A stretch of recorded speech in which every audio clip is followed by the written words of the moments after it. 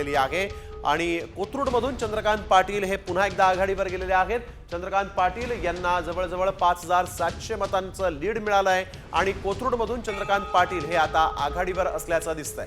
इस्लामपुरातून जयंत पाटील 1195 मतांनी आघाडीवर असल्याचं सध्या दिसतंय। ब्रह्मपुरीतून विजय वडेट्टीवार हे देखील आघाडीवर असल्याची माहिती समोर आलेली आहे। कल्याण ग्रामीणमधून राजेश मोरे 227 मतांनी आघाडीवर आहेत। कागलमधून समरजित घाटगे सध्या आघाडीवर असल्याचं पाहायला मिळतंय। तर आपण जर बघितलं तर कागलमध्ये हसन मुश्रीफ हे सध्या पिछाडीवर गेले असल्याचं बघायला मिळतंय। बीडमध्ये योगेश क्षीरसागर 508 मतांनी सध्या आघाडीवर आहे। रिसोडमध्ये भावना गवळी सुद्धा पुढे असल्याचं बघायला मिळतंय। सर्वात वेगवान सर्वात अचूक निकाल आपण सध्या साम टीव्हीवर बघतोय।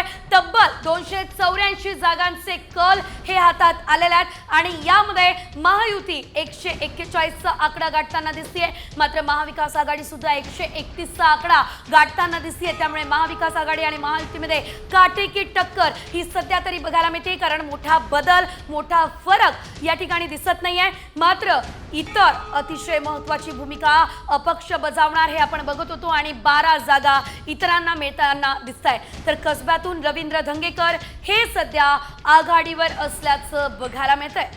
रवींद्र धंगेकर यांनी कसब्यातून पोटनिवडणूक लढवली होती आणि त्यानंतर आपण बघतोय रवींद्र धंगेकर 580 मतांनी पुन्हा एकदा आघाडीवर दिसतायत। रवींद्र धंगेकर दुसऱ्यांदा त्यांना कसब्यातली जनता संधी देईल का हे पाहणं महत्त्वाचं आहे। नगर शहरात संग्राम जगताप 6225 मतांनी पुढे आहेत। मुरबाडचे किसन कथोरे 8000 मतांनी आघाडीवर आहेत। नगर शहरमधून संग्राम जगताप हे 6225 मतांनी आघाडीवर आहेत।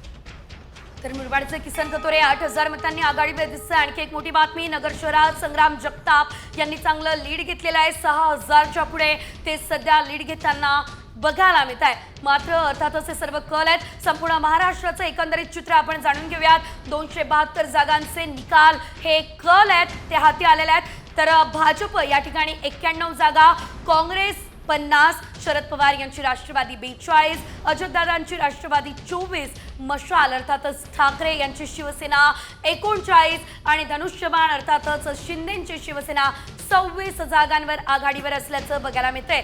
तर या ठिकाणी ठाकरे देखील चांगल्या जागा घेत असल्याचं बघायला मिळतंय। मात्र हे संपूर्ण कल आपण सध्या बघतोय। संपूर्ण राज्यभरातलं चित्र हे आज दुपारपर्यंत स्पष्ट होईल। मात्र सध्या राज्यातल्या 272 जागांचे हे जे कल आहेत ते समोर आलेले आहे। आता अगदी काही वेळातच दुसरी सुद्धा फेरी सुरू होणार आहे। अगदी आणि आपण बघतोय महत्त्वाची बातमी यावेळेस समोर आलेली आहे। महाराष्ट्रामध्ये 272 जागांवरचे पहिले कल जे आहेत ते साम टीव्हीवर आपण अचूक पाहताय। भाजपला 91, काँग्रेसला 50, राष्ट्रवादी शरद पवार गटाला 42, अजित पवारांना 24, तर उद्धव ठाकरे यांची शिवसेना जी आहे तिला 39 आणि शिंदेच्या शिवसेनेला 26 जागा।